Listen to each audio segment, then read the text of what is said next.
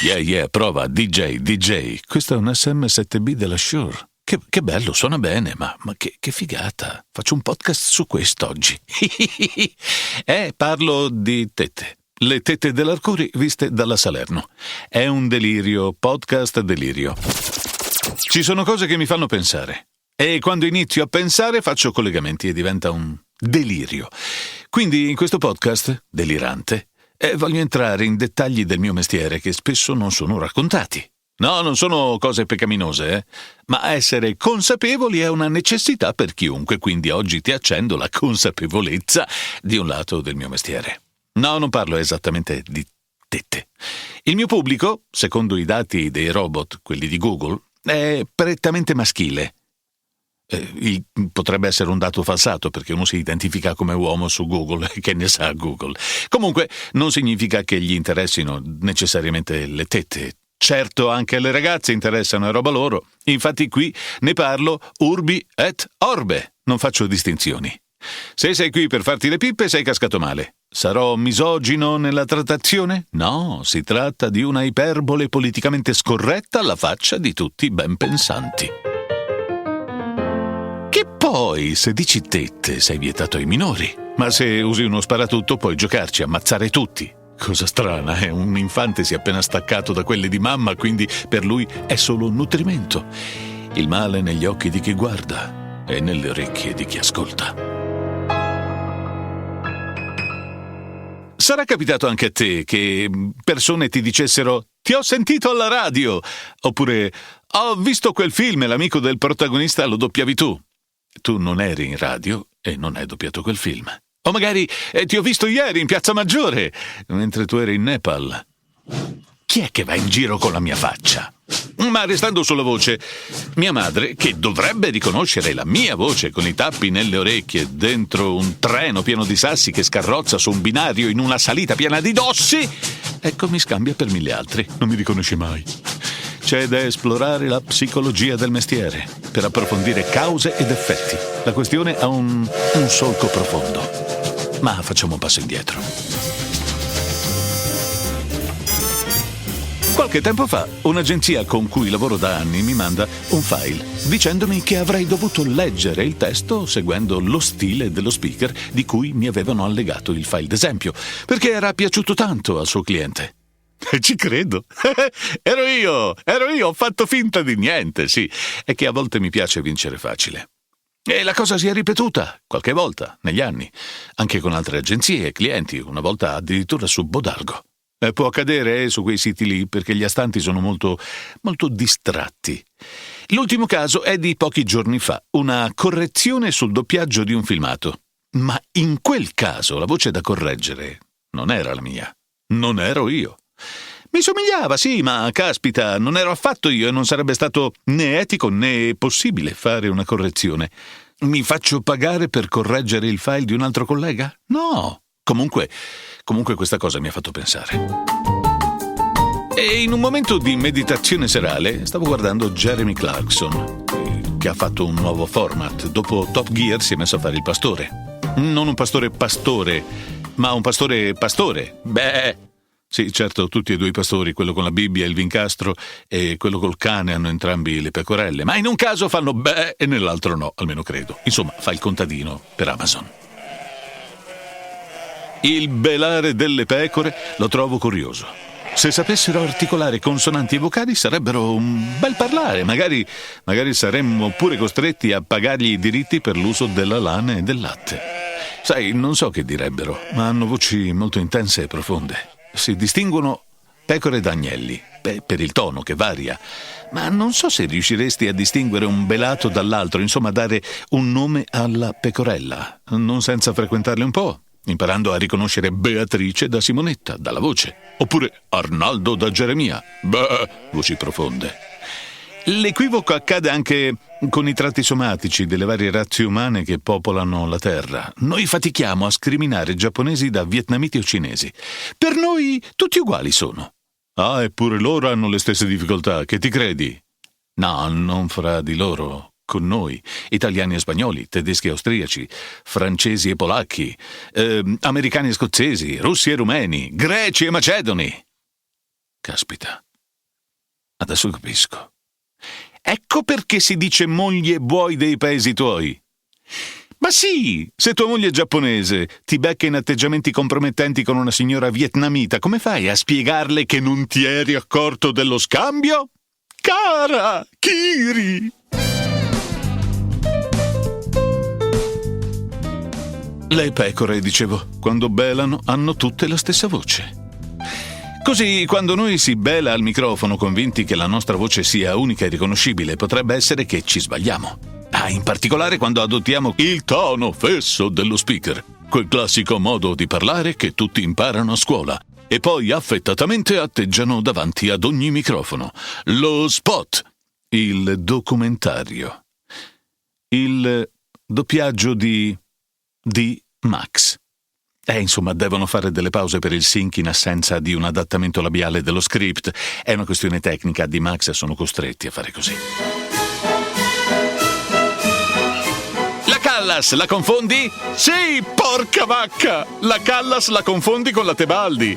Pavarotti? No, era inconfondibile dalla Callas. Ma avresti potuto fare confusione con Placido Domingo Puercavacas. Troppo vecchio come paragone? Allora confondi Catema 126 con Salmo, in particolare quando usano l'autotune. Cioè, dai, è impossibile confonderli, cioè hanno un karma troppo personale. Salmo dal Salmo 126 Catema. Preghiamo, fratelli!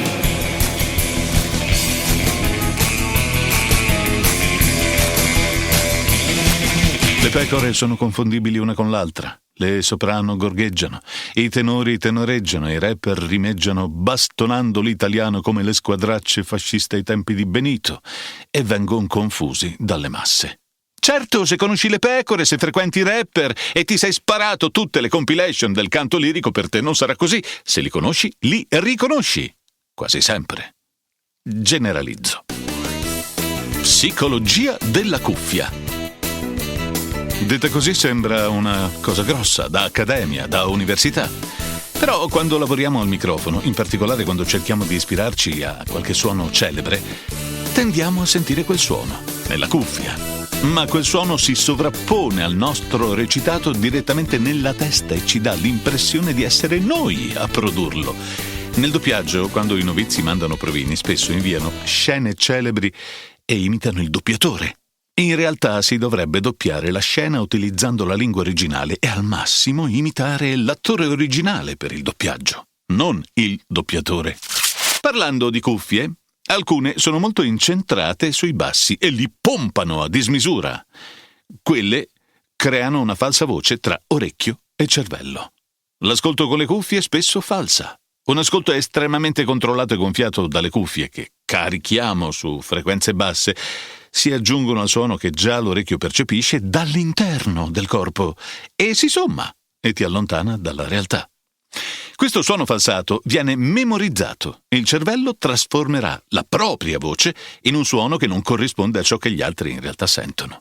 Quindi la cuffia non va usata per capire come si suona, ma per seguire una traccia da doppiare. Infatti in doppiaggio si usa un telefono o comunque un auricolare che riporta solo l'audio originale da doppiare. Questi meccanismi spesso portano chi si approccia ad ascoltarsi con un'idea di suono, appiattendo la resa e l'originalità della voce, nel tentativo di assomigliare a qualcosa di diverso che poi sente dentro la sua testa, ma che non esce. Alcuni poi non riescono proprio a sentirsi in cuffia, perché sentono un suono che non riconoscono, e spesso non si riconoscono riascoltandosi. Al di fuori di stretti ambiti professionali o di particolari talenti, la gente normalmente è sorda. Sente la frequenza di base, il colore generale di un suono. Il legno è marrone, l'acqua è blu e nel cielo ci sono le nuvolette. La sordità non è fisica, ma è mentale. Il nostro cervello adatta tutto quello che percepisce e lavora per riconoscerlo, o comunque per dargli un senso. Vediamo un volto, ci siamo abituati ad un suono legato a quel volto. Quando il volto non c'è, tutto ciò che assomiglia a quel suono ci porta ad associare quella voce al volto, quindi anche al film che abbiamo visto, per esempio. Certo, non è così per tutti, solo per la maggior parte, e comunque diciamolo, una rondine fa la cacca sul parabrezza. Lo so che avevi pensato alla primavera. Programmazione. La psicologia dello slogan. Cosa sentiamo? Non sentiamo. Non sentiamo alla radio e alla TV. Non solo il suono, ma persino le parole subiscono una elaborazione che ne definisce un significato personale, il cui risultato dipende da come il nostro cervello è stato programmato. Sì, si tratta di una sorta di programmazione. È possibile programmare le menti. Gli slogan sono dei comandi che, ripetuti, provocano reazioni inconsapevoli. Think different! E tutti con lo stesso telefonino. Identico! Ma non doveva essere different? Different dalla concorrence. Scherzo! Ma non troppo. Noi speaker abbiamo un allenamento ad assegnare un suono agli slogan. Una cadenza. Siamo programmati a farlo. Le chiusure assertive. Il gusto pieno della vita. E se gli slogan li fai recitare a 10 speaker, te li faranno più o meno nello stesso modo. 10 copie molto simili. Certo, se agli speaker gli dici di essere creativi, lo saranno. Gli attori in particolare avranno più estro. Ma nella vita reale spesso persino il cliente preferisce i cliché. Occorre imparare gli standard delle chiusure. Ed ecco perché in certe intonazioni ci somigliamo un po' tutti. Sì, ma le tette? Ci arrivo, abbi pazienza. La psicologia dell'unicum.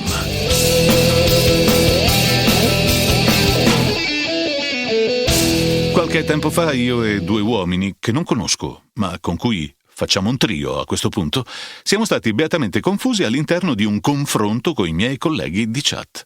Professionisti del voice-over. Bah, non ti dico, questa cosa mi ha arrovellato. Se sono confondibile per loro che hanno l'orecchio allenato, figurati per un ascoltatore di passaggio. Ah, ma non per me, eh? Cioè, io non sono nessuno di quei 2. E loro non vorranno essere me. Oh sì, perché anche io ho i miei idoli. Ma non so se loro, i miei idoli, vorrebbero essere me. I miei idoli, insomma, pensa se dicessero a Fabrizio: «Oh, sai che la tua voce somiglia a quella di Paolo?» Che direbbe lui? «Che cacchio è Paolo?» Perché il bello degli idoli è che non conoscono i propri adepti.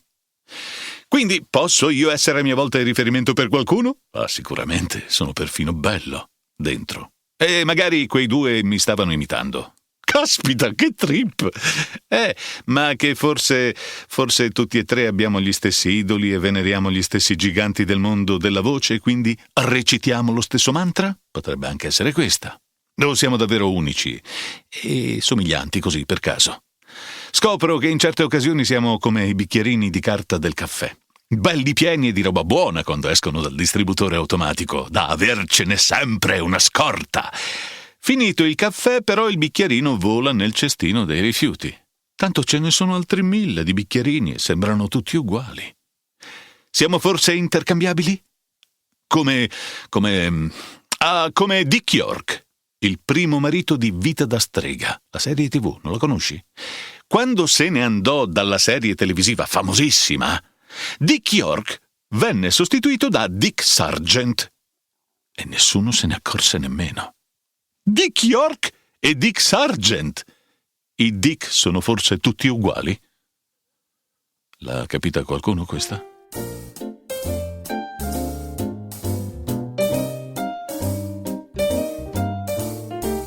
Ma dopo una lunga meditazione comprendo di aver sbagliato atteggiamento, perché ne ho fatto una questione di principio. Io ero quella voce, quella là, ma tu mi hai scambiato per questa qua. Va bene, allora cosa cambia? Adattarsi è la migliore strategia. Ho pensato che se mi dicono che mi hanno sentito da qualche parte in TV, al cinema o alla radio, la prossima volta gli darò ragione e gli racconterò dell'arte appresa sulle tavole del palcoscenico. La polvere del teatro che ti resta attaccata alla pelle e ne ottunde i pori, impedendoti di respirare se non alla presenza dell'arte stessa. Ed egli mi guarderà così come si guarda un artista, un'opera d'arte, il Michelangelo. E quando sarà con altre persone, allora, sentendo uno bravo parlare da qualche parte, dirà: «Ah, io lo conosco quello! Oh, cavolo, davvero bravo!» Perché chiunque sarà davvero bravo dovrò essere io. E camminando per strada mi basterà dire un «Ciao amici» tra la folla. per far girare tutti verso di me con la domanda sulla bocca. Ma dove l'ho già sentito? Intanto il mio nuovo amico, quello sarà là in fondo alla piazza a dire: io lo conosco, siamo amici, mi ha confidato del suo mestiere. Bravo, proprio bravo. E pensa, io non dovrò nemmeno fare la fatica di dimostrarlo. Tutto guadagnato, sulla fiducia. Ecco, me ne infischierò delle questioni di principio e lascerò che accada l'inevitabile.